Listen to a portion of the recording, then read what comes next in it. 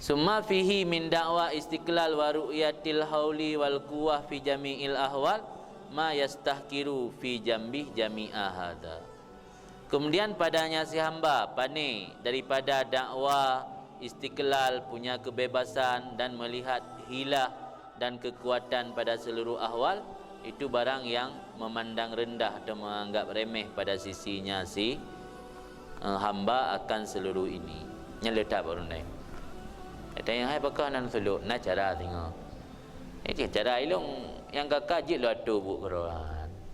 Yang akan memandang diri nahilah dan na kekuatan dan melihat istiqlal, dakwah istiqlalan punya kebebasan mandiri kan, nak istiqlal.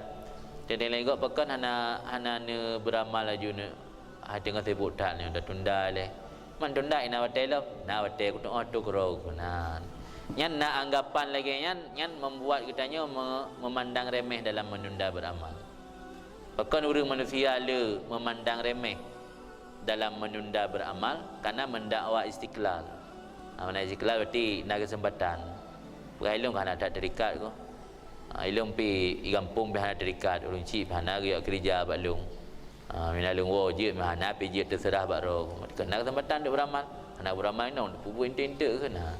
Yang dakwah istiqlal lalu memandang hilah dan kekuatan, makna ru'yah hauli wal quwati, ganggap roh kena cara na hilah dan ganggap roh kuat ni lun tubuh mentan sehat alhamdulillah nak kena penyakit lam na cara na hotel dia beramal.